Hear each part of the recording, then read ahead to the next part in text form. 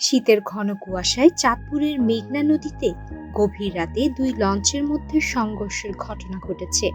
ঢাকা থেকে বিএনপির ভারপ্রাপ্ত চেয়ারম্যান তারেক রহমানের সংবর্ধনা অনুষ্ঠান শেষে যাত্রী নিয়ে বরিশালের উদ্দেশ্যে ছেড়ে যাওয়া একটি লঞ্চের সঙ্গে আরেক লঞ্চের সংঘর্ষের ঘটনা ঘটে। এতে প্রাণ হারিয়েছে অন্তত ৭ জন যাত্রী আর আহত হয়েছেন অর্ধশতাধিক। ২৫শে ডিসেম্বর বৃহস্পতিবার দিবাগত রাত আনুমানিক ২টার দিকে চাঁদপুরের হাইমচরের হামিদচর এলাকায় এই ভয়াবহ দুর্ঘটনা ঘটে। কুয়াশার কারণে দৃষ্টিসীমা ছিল অত্যন্ত সীমিত।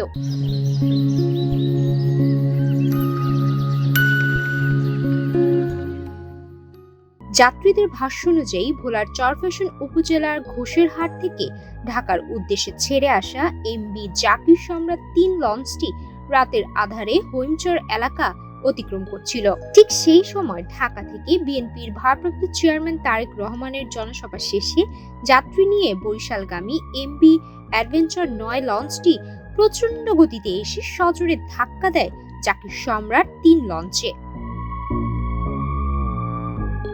যাত্রীরা অভিযোগ করেন, ঘন কুয়াশার মধ্যেও অ্যাডভেঞ্চার ৯ লঞ্চটি ছিল বেপরোয়া গতিতে। সংঘর্ষে জাকির সম্রাট ৩ লঞ্চটির বড় অংশ ক্ষতিগ্রস্ত হয়।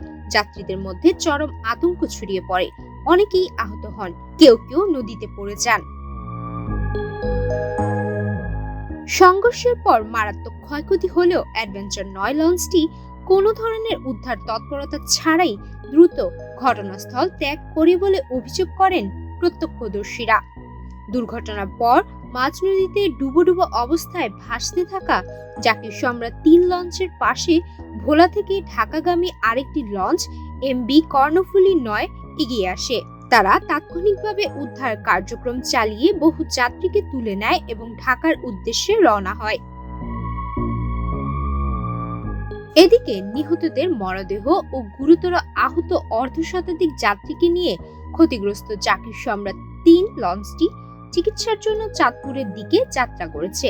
আহতদের মধ্যে অনেকের অবস্থা আশঙ্কাজনক হওয়ায় নিহতদের সংখ্যা আরও বাড়তে পারে বলে আশঙ্কা করা হচ্ছে।